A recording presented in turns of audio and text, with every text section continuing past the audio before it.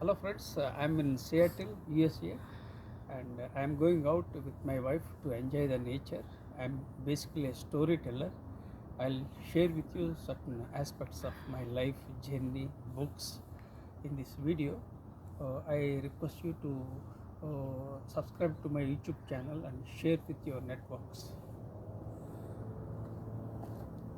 And I am a survivor of brain stroke in the year 2021. I survived because of my positive psychology.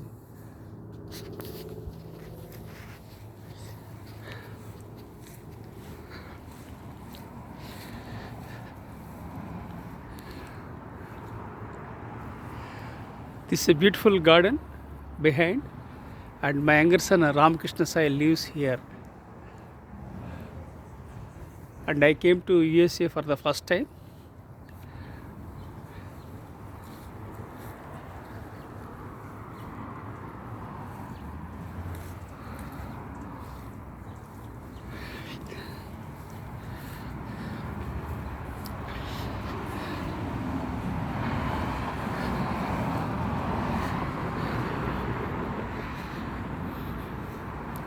So this is the front view of my house where my younger son is living.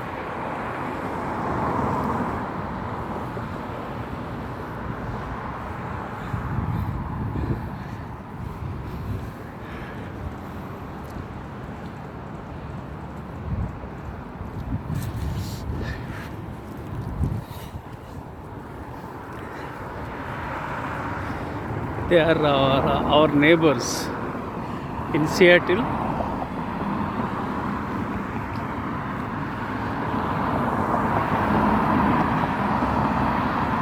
Excellent view.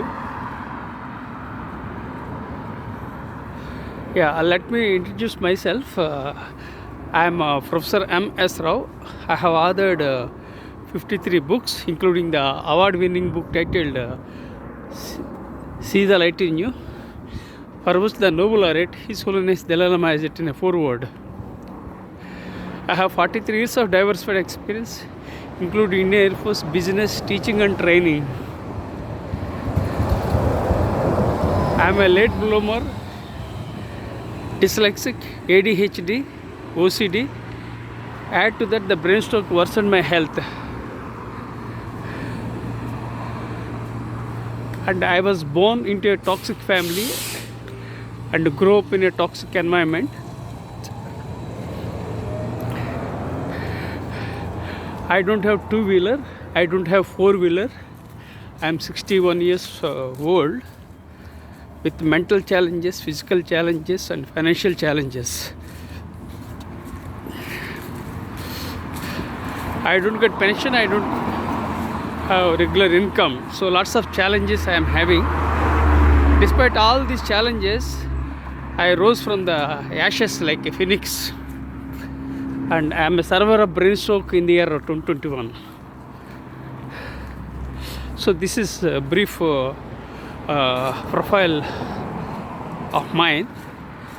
I request you to share my video with your social networks, and please subscribe to my YouTube channel. And I create stories and share stories with the human kind to inspire them. So precisely I create stories and share my stories with the world, this humankind, to inspire my connections. Sometimes I am stammering after the brain stroke, and my right portion of the body was totally paralyzed. Sometimes I am repeating the same thing, especially after the COVID. For more than 3 years, I still have health challenges. I came out to enjoy in the company of my wife, to enjoy the nature. And Seattle is a beautiful city, and one of the finest citizens, one of the finest cities in United States of America. And people in Seattle are very peaceful. They are amicable and adjustable. The weather is very pleasant, but sometimes it is foggy, sometimes drizzling, sometimes raining. So Seattle is a city of contrast in weather. Overall, the weather is very pleasant in Seattle, and people are very happy because USA is a very prosperous country. And yesterday I read some of the articles of The Economist, where it clearly said that the USA is leading in many aspects, and USA is the number one country. It is the envy for others. That's what The Economist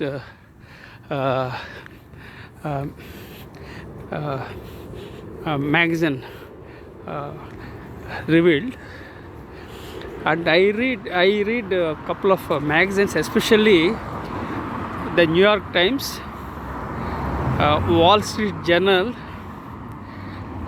the Economist, and the Time magazine. So I read so many magazines, but these are the main magazines I read. And I contributed articles to the Entrepreneur magazine, and which is a very eminent magazine in the world with a huge number of followers. So I also read the Entrepreneur magazine, and I contributed to this Entrepreneur magazine. So I am a voracious reader, and I read thousands of books in my lifetime. And I read the biographies of various leaders. I read the autobiography of Mahatma Gandhi, and Abraham Lincoln has been my inspiration since my childhood.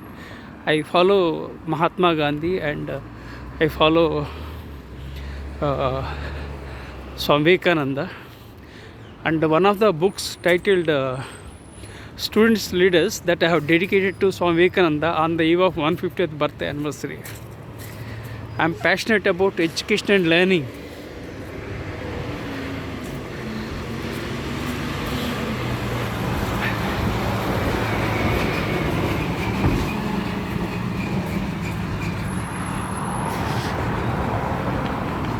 I have 4 blogs. They are Vision 2030, 1 million global leaders. Professor Rao, Born for the Students, that's second blog. Third blog is Where Knowledge is Wealth. And fourth one is Knowledge Grows When Shared. So I have 4 blogs, and I have 3 YouTube channels.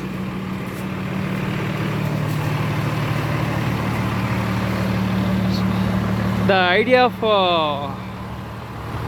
having my YouTube channel is that it's not for monetizing. It's basically to record my experiences and to share my knowledge. So I don't have much presence on YouTube. I focus mostly from the perspective of education. And recently one of my YouTube channels has crossed 1,300 1,030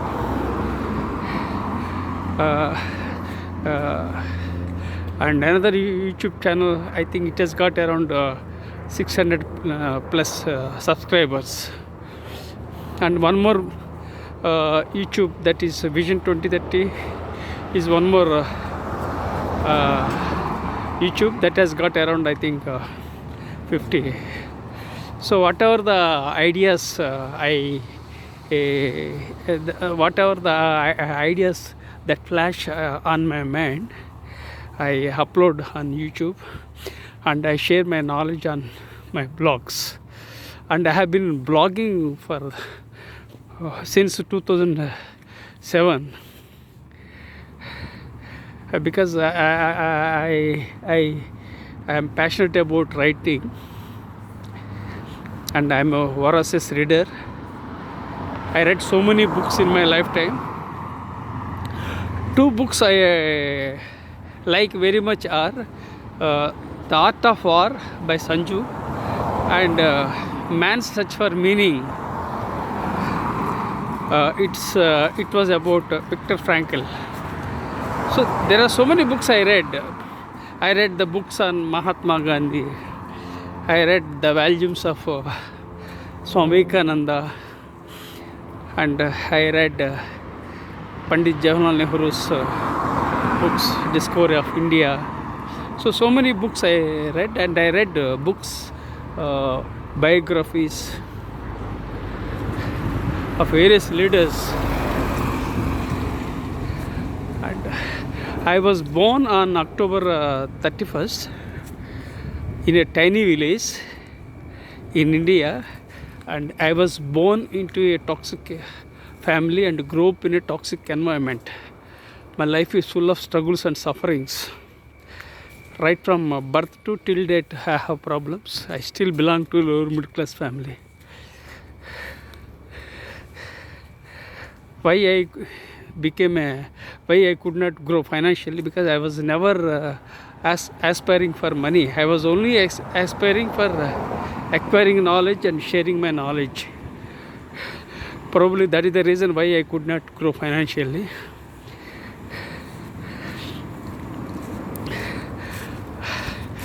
For 18 years I was at my native place. Then I joined Indian Air Force at the age of 18, and I came out of my toxic family and toxic environment, and I grew as a healthy citizen and as a leader. I am what I am because of Indian Air Force. Initially, to get along with Indian Air Force, I had lots of problems, because food problems,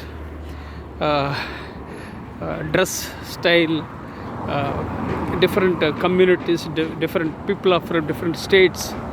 I was unable to cope up, but I started liking, and I still today I stick to the same discipline. I wake up morning systematically. For many years I wake up at morning 4 o'clock and night 10 o'clock I sleep, and I have clean healthy habits. And I'm an Air Force veteran, and secondly I have been hitting gym for more than 40 years. After brain stroke, I took a break for a year because I was on the bed during the second lockdown in India.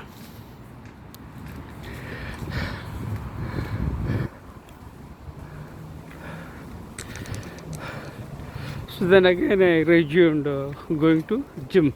Usually I go to two things I usually follow: going to gym regularly and visiting the temples nearby. Oh, it's coincidence one, that the Christ Spirit Church Sunday worship. Okay.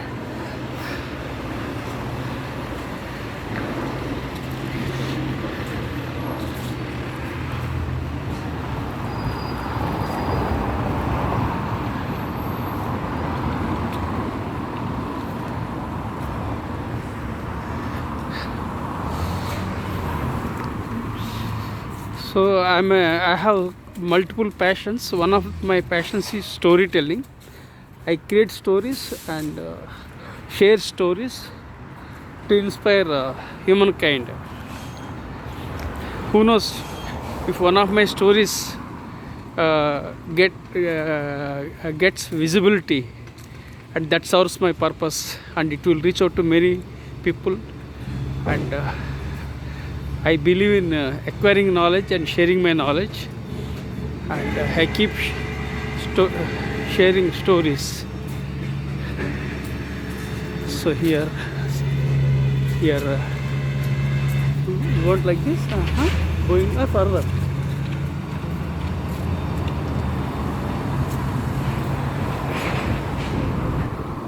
No, straight, correct.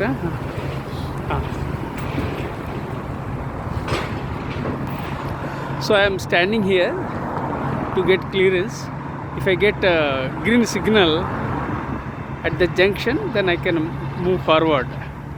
Here rules are very strict, and you can't just walk the way it is in India. So US is very much organized. If we don't follow the rules and regulations, there will be a penalty. Of course, in India also things are becoming very strict. People are becoming more disciplined. So I am very happy that India is growing in a right way, and India is also growing as a developed country. Hopefully by 2047, India will become a developed country in the world. So you can see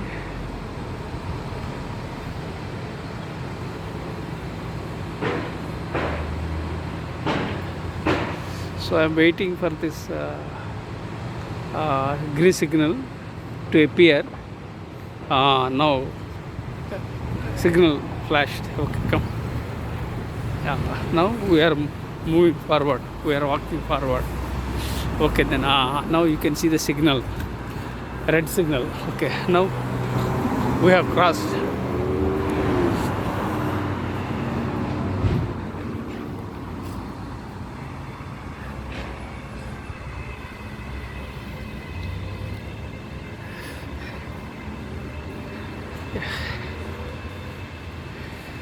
So I'm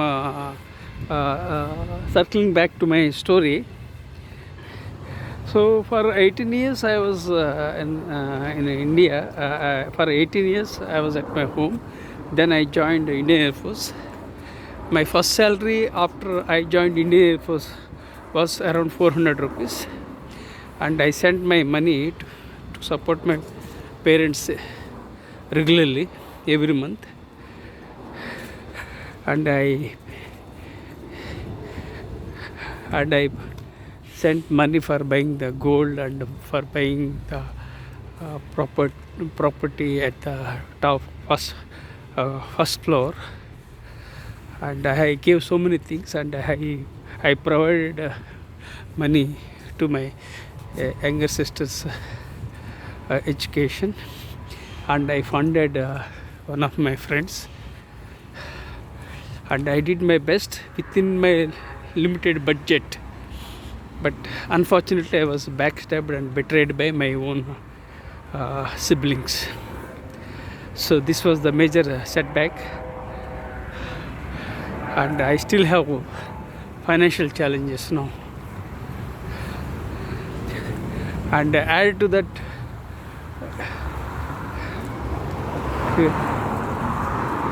add to that is that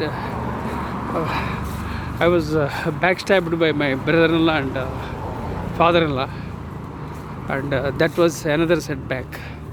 So I was surrounded by rogue relatives and rescued by great friends from Indian Air Force. So I am what I am because of Indian Air Force. I am what I am because of the good friends from Indian Air Force. And for me, friendship is thicker than blood. I don't entertain relatives because some of the relatives have jealous. They don't allow us to grow. This is the problem in India. I don't know about other places in the world. Our own relatives will never grow, whereas friends will give some support, not financial support, but physical support, emotional support, mental support. I supported my friends, and also my friends also reciprocated very positively. So it was all because of good network I built after I joined the Indian Air Force. So in this context, I would like to share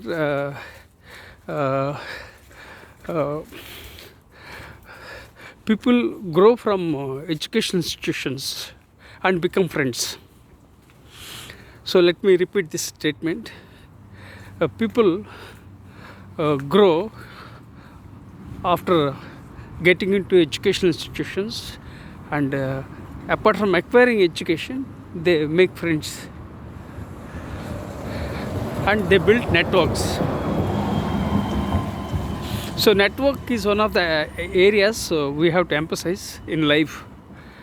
And if you look at some of the reputed universities, education institutions, they have strong alumni network. And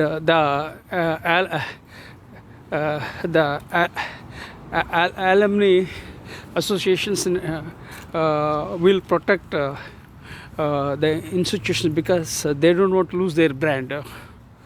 So that was one of the reasons. So usually some of the alumni, they give funds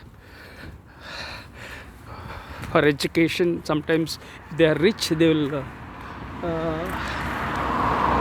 they are rich.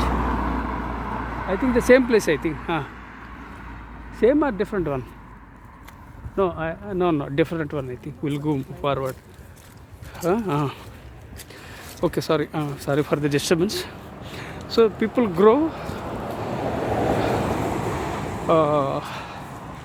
from educational institutions, and by getting into good educational institutions, they acquire knowledge and they build networks, and those networks will help the further networks. That's how it is. So some of the entrepreneurs and rich people, if they are having lots of funds, they donate to academic institutions like Harvard, Kellogg's. They get donations. It's good for the educational institutions. It's also to strengthen the brands. So many aspects involved in it. So now let me revert to my story. So after I joined Indian Air Force, I joined Indian Air Force on 4th February 1982 in Hyderabad. 5th February 1982, I went to Tambaram Air Force Station, and I started leading my life. And so initially I had the challenges to get along, but I started loving, and I still maintain the same discipline which I acquired from the Indian Air Force. Usually these military people grow in young age, and so that they can be molded by organizations. So basic qualities will continue even today also, for in my case. I don't know about others. So after I joined the Indian Air Force, I discontinued my degree when I was 18. Then again one year I took a break. Then again I continued by paying condonation fee, and I completed my degree. That means I extended. Usually degree in India is 3 years, but I extended for 1 more year. That means total 4 years. That too supplementary tests I attended, and I took tuitions.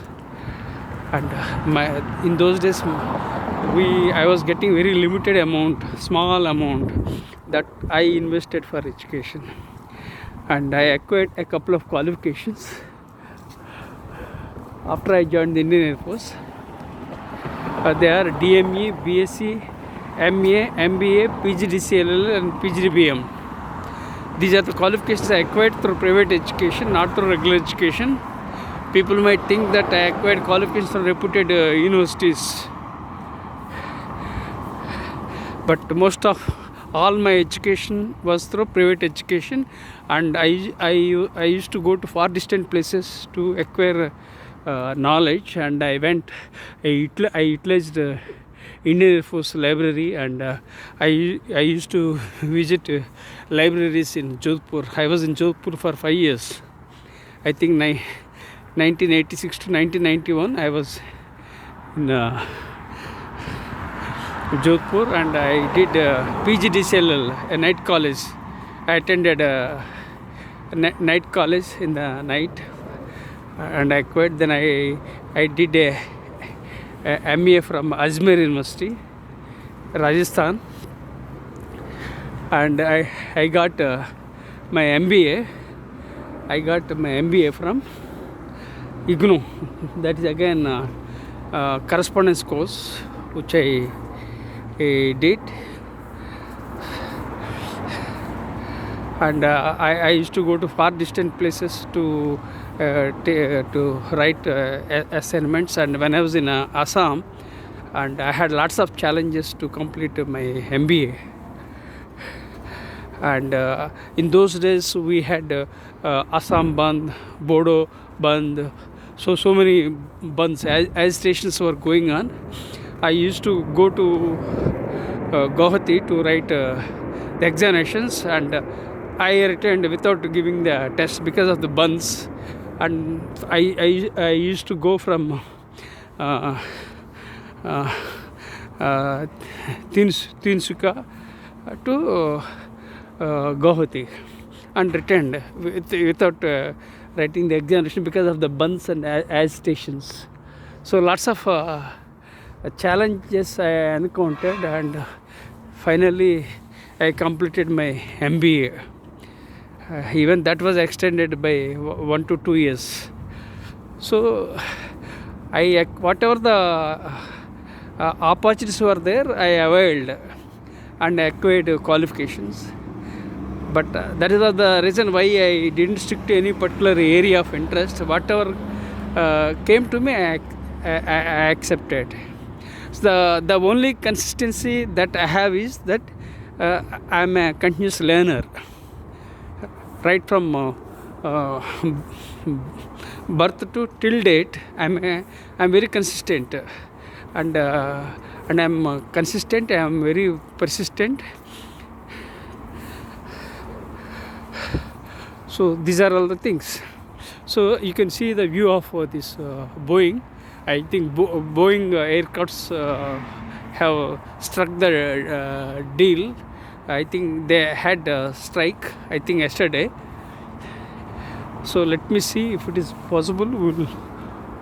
We'll walk and come. We'll go. Correct.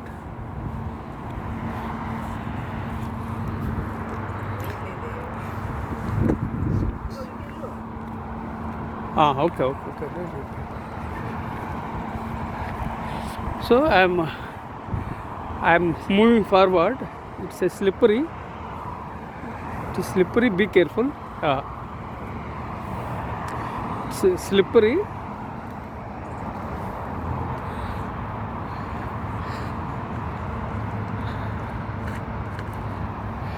It is slippery. I'm moving forward. So you can see the Boeing aircrafts very close by. From here, let me try. The road is not clear. I'm walking and talking and recording.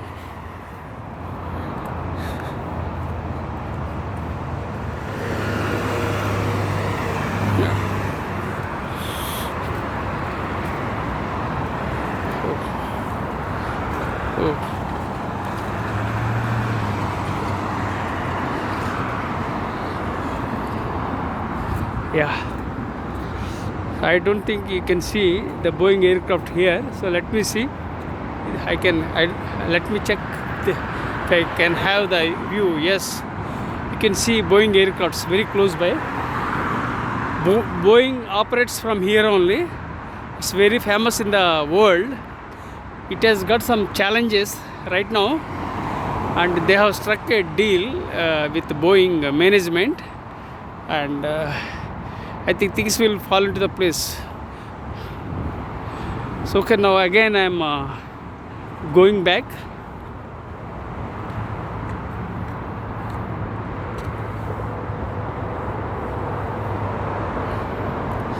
Okay, I am returning. This trail is not correct actually, so we have to walk on the trail. So I am walking.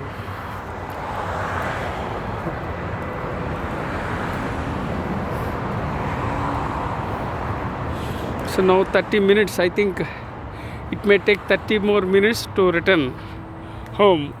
I think overall it would take 1 hour. So let me see once again.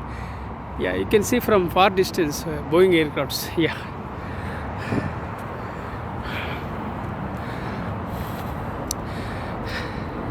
I am holding my smartphone with my left hand. It's very much painful and stressful to hold mobile with my left hand, and I can't shift with my right hand because my right hand is paralyzed. My right hand is numb. There is no sense to my right shoulder and right hand. So lots of challenges. You can hear the sounds of Boeing.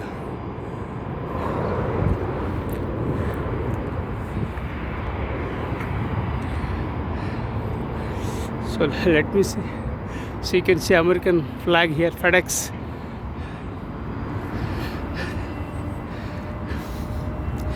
My wife and I go to enjoy the nature, and we go for a walk regularly so that we can enjoy the beauty of Seattle. Here there is no pollution, there is no noise pollution, clean air, clean water, very much good. So you can see from a long view of beach from here. So let me see if it is possible.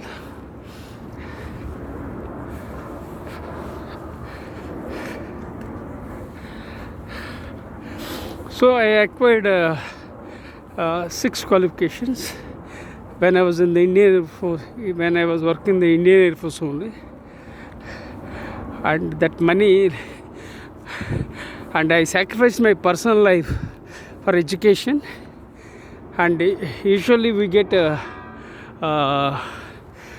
months of annual leave. That also I utilized for education when I was in Jodhpur, and I worked very hard and acquired couple of qualifications. So you can see Boeing from the top.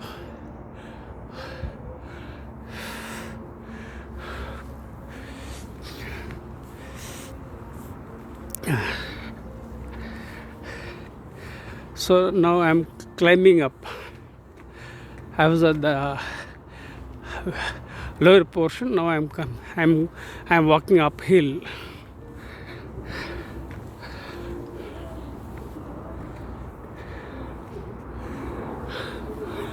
Yeah, you can see Boeing aircrafts from here, hangars. I've seen couple of Boeing aircrafts from here. I can see near the hangar, and I was in the Indian Air Force, and I worked in Me-17 helicopters, and we were in the hangars sometimes. Sometimes we were on the tarmac. I led an exciting life in the Indian Air Force with lots of challenges, but it was really great. And I don't think I will get this opportunity again to serve my country. And now I am going back.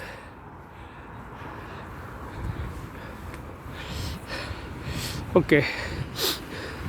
So I served in the Indian Air Force for 12 years. I worked in Me-17 helicopters, and I traveled in entire northeast, especially in some places in Tawang, Elang, Kelag, Pasigat, Jiro, Dunduma.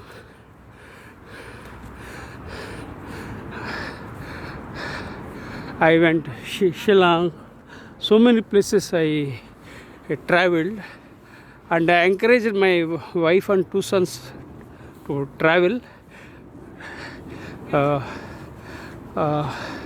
since the childhood, and encouraged my 2 sons to have a language of to learn the language of Hindi, and Hindi was one of the subjects apart from Tamil and other subjects. And when I enrolled my 2 sons with an amount of 3,500 in those days, and 3,500 was a big amount. Some of my relatives said, why should you invest that much, put it into some other schools. I said, for me education is everything. Education is everything. Without that we can't do anything. I myself acquired a couple of qualifications. Some of my relatives criticized, why you won't get any money from education. I said, it's not necessary that we should acquire qualification only for making money. Having education gives you a confidence and exposure, and you are likely to get opportunities. And I acquired all these qualifications through private education, despite financial challenges and limitations, and by going to different places, especially in Jodhpur, and visited some libraries and acquired qualifications, because in those days internet was not there and people were struggling for craving for information and knowledge. Now people are having a lot of knowledge, but nobody wants to take that knowledge. That's the situation. Things have changed, and now there is a lot of information overload. Technology has changed everything,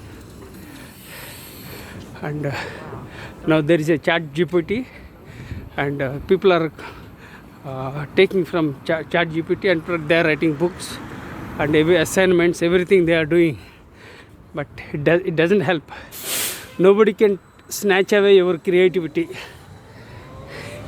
Creativity is supreme. I am curious and creative by nature.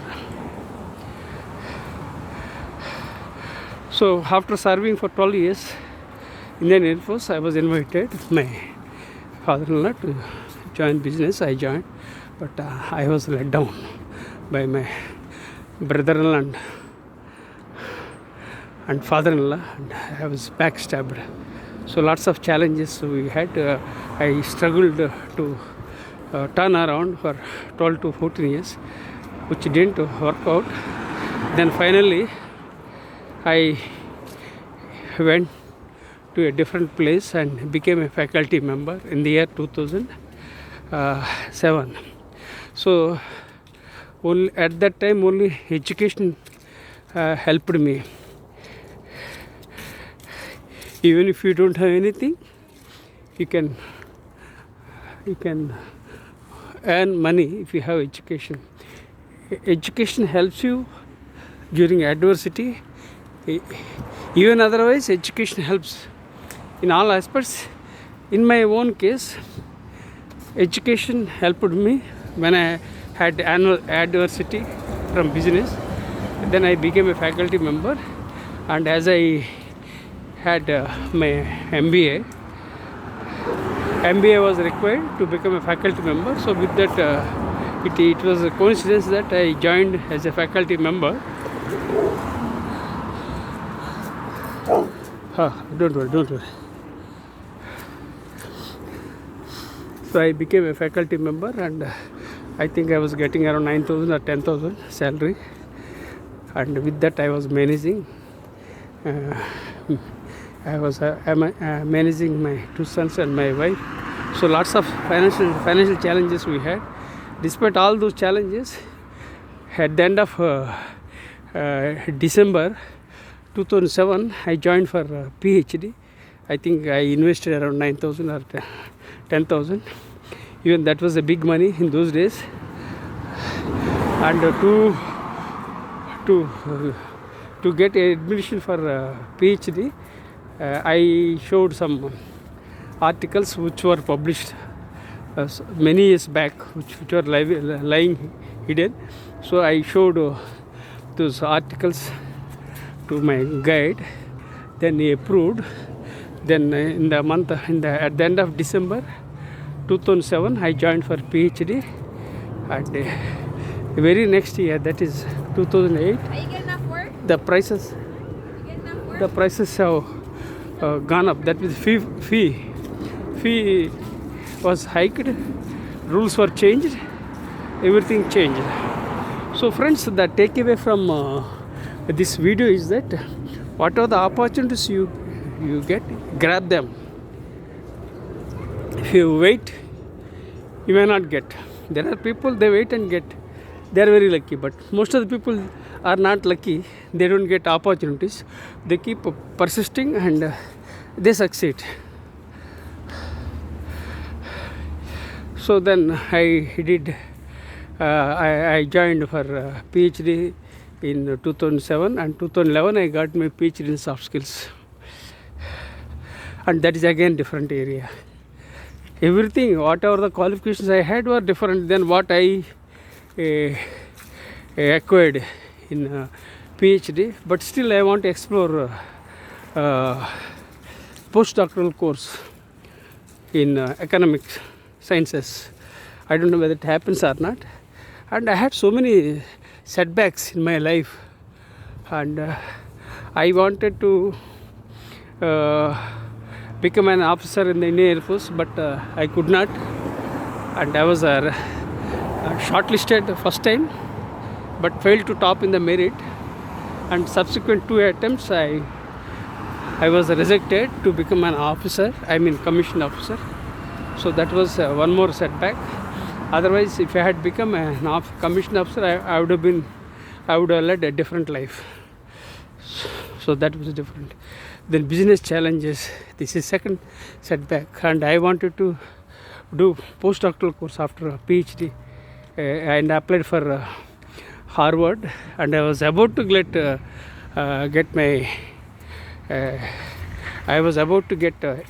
enrolled for a postdoctoral course from Harvard, and I missed the opportunity by a whisker. So it was the biggest setback in my life. So my life is full of setbacks. 2 major setbacks in my life was that business setback in 2007, and 2011 I had a brain stroke. So friends, don't complain, don't criticize, don't condemn, don't win. Keep moving in the right direction. Keep add value and make a difference in the lives of others. Life is beautiful. Life is creative. Life is amazing. Life is a miracle. Life is a magic. So these are all the realities of life.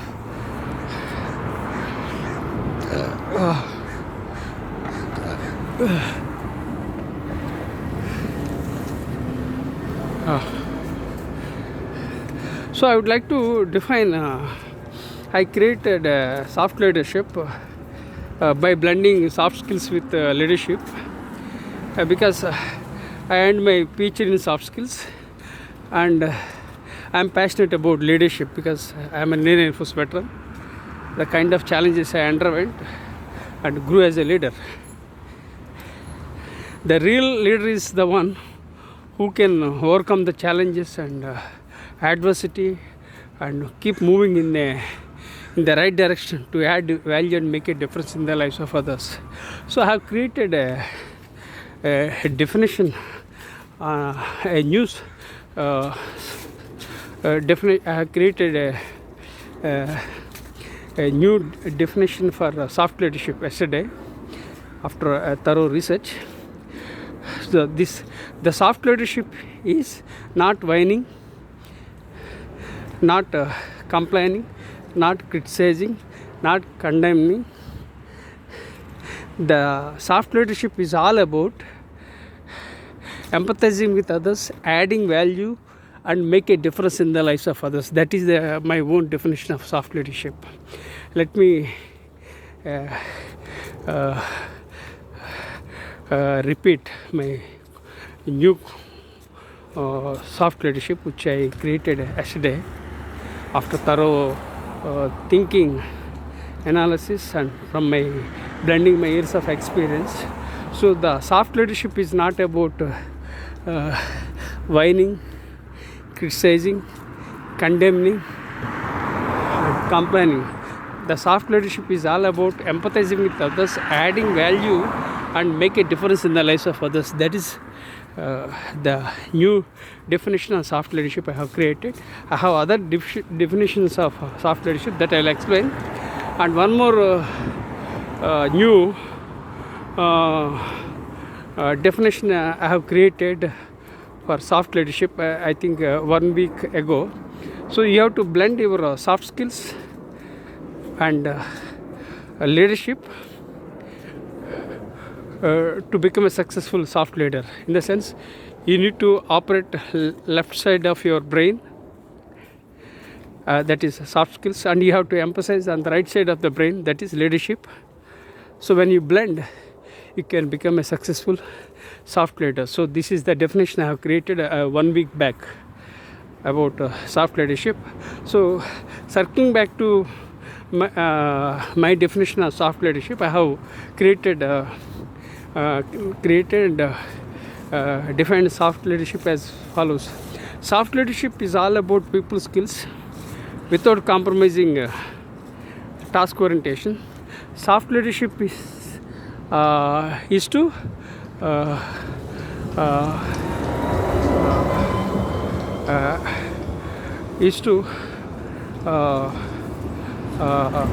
emphasize soft skills with soft leadership to achieve peace and prosperity for countries. The soft leadership helps achieving organizations to achieve effectiveness and excellence. And the soft leadership helps all generations, whether they are baby boomers or generation X, generation Y, generation Z, and for all generations this soft leadership helps, and this soft leadership is useful for all people, all generations, especially for millennials and centennials, because the soft leadership emphasizes partnership, no more superiority, inferiority. It is leadership blending both. Hello, daughter. Hello. Someone called for me.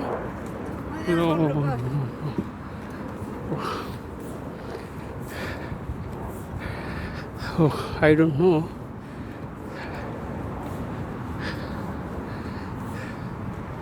Okay, now sorry, I am circling back. So I think I'm left with little time. So I had to come back. It would take 1 hour I think to complete my recording. So this soft leadership helps in many ways. Precisely, soft leadership helps companies achieve peace and to achieve excellence and effectiveness. The soft leadership helps countries achieve peace and prosperity. The soft leadership helps all generations. The soft leadership helps especially for the people in the AI, artificial intelligence. Now the name of the game is artificial intelligence. So this is what I have done, and I have other I published 53 books, but I wrote 60, but some are still pending because of the health challenges for more than 3 years. I am not able to continue. Hopefully, when I get back to the feet and when I can type with my right hand, when I can eat with my right hand, when I can overcome my health challenges, I'll continue writing books, and I'll complete the pending projects, and publishers are coming forward to publish, but my health is not permitting. Sometimes I get stressed out. I'm using blood thinner, so lots of challenges. And I would like to write a book titled Survivor. It's a memoir I want to write. This is my lifetime ambition, to write a book tentatively titled Survivor. This I will write. Maybe after 1 year I will start writing, and I will complete the project titled Survivor. And I have triggers, everything. I don't have any writer's block. I have lots of so many ideas. I get more information. I have got so many creative ideas. They keep coming to me, but I am not able to write down, and I am not able to jot down. It's the problem. So I would this memoir which I am going to publish, not now, maybe maximum 2 years it would take. The title is Survivor, and I will share my health challenges, struggles, and how I was betrayed by my rogue relatives and my toxic family members. Everything I would like to share. Hopefully God gives me strength and courage and great health. I'll write a memoir. So friends, I think you are enjoying my story of life. Please subscribe to my YouTube channel and share with my social networks. And when we share our stories, what happens? We are inspiring the people, and we are encouraging others. We are encouraging others, and I always encourage people, especially my students. I love my students, and I am closely connected with youth. And my vision is to build 1 million students as global leaders by 2030. So far I have trained more than 50,000 students free of cost physically, but after the COVID, things have gone totally a different direction. Things have gone online, and my health is not permitting, so still I am sharing my knowledge, and I am blogging sometimes my own articles. So this is how I am doing. So don't invent excuses in life. You have to find the way. We are gifted with a limited time span on this beautiful planet. So add value and make a difference in the lives of others. Identify the important challenges in your life which are close to your area of interest. You don't have to follow somebody. Don't follow others. What you feel want to do, what you believe, what you are passionate about, that you pursue. So when you do so, you enjoy. When you do so, work is a play. So you enjoy everything, and that gives you happiness to you. And happiness lies within, not outside. Happiness doesn't happiness lies within, not outside.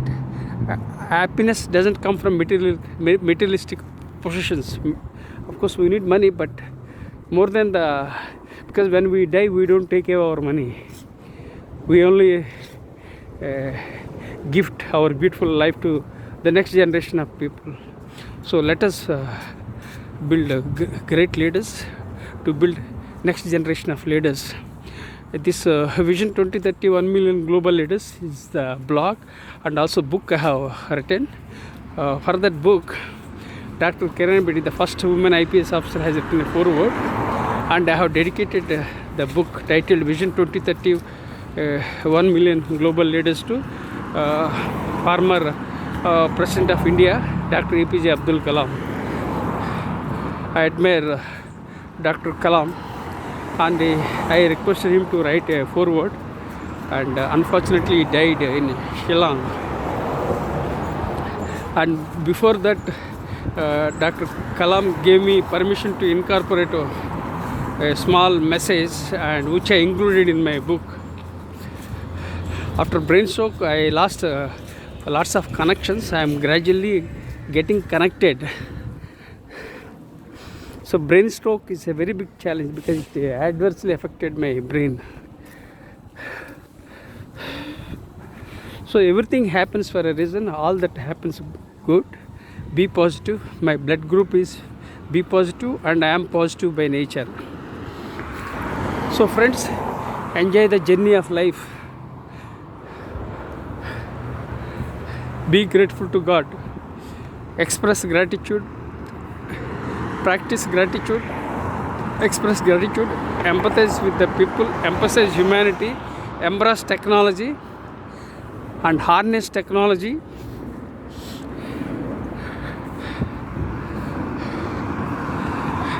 And the change is the only thing that is constant in this world. So embrace change, embrace technology. And if you don't embrace technology, you will be left out in the race. So stay connected and learn, unlearn and relearn. Now I am coming back. I came to my home and I'll enjoy the beautiful garden. So now that again there is no sun, again it may rain. So here the weather is not predictable. So I am staying near Boeing offices, hangars, which is very close to the place where my son lives here.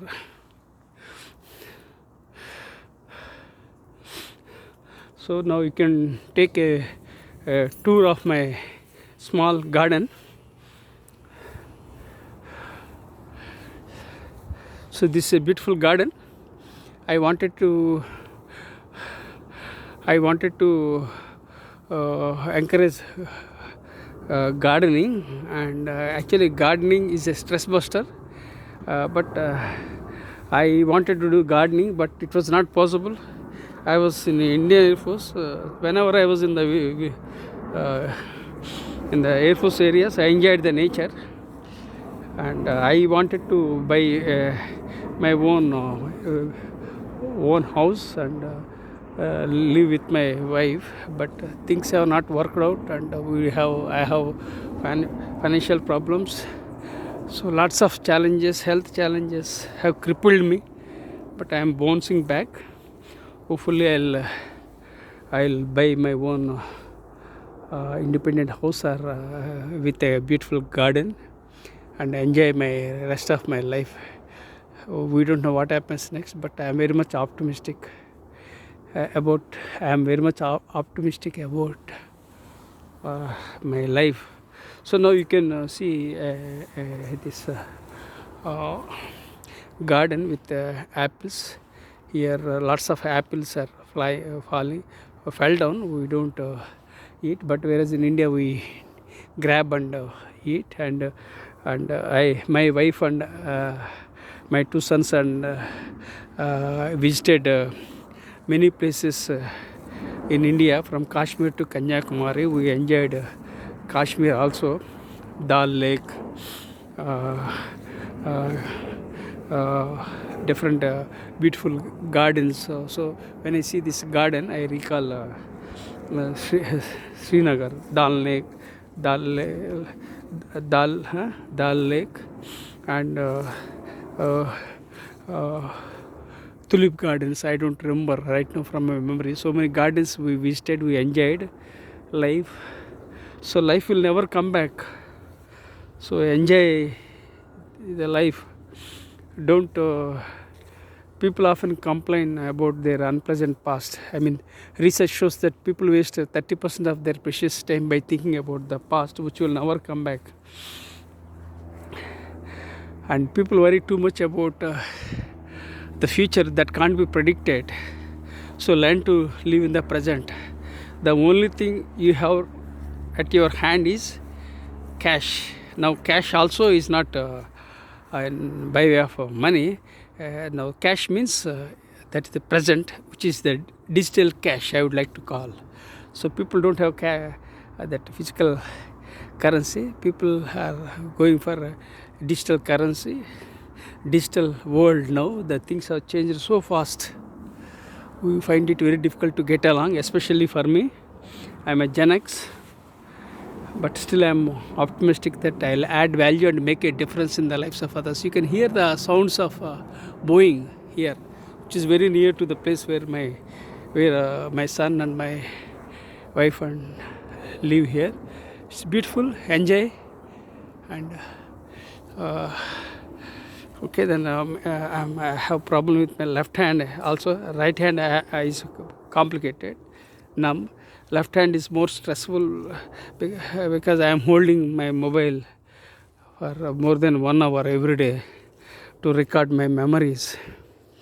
Who knows if one of my memories or one of my stories reach out to the people, that serves my purpose, and I can share my health challenges, problems, opportunities and betrayals. All those things I would like to share in this book titled Survivor. Hopefully friends, now I'm going. My left hand is problematic, so let me see. So friends,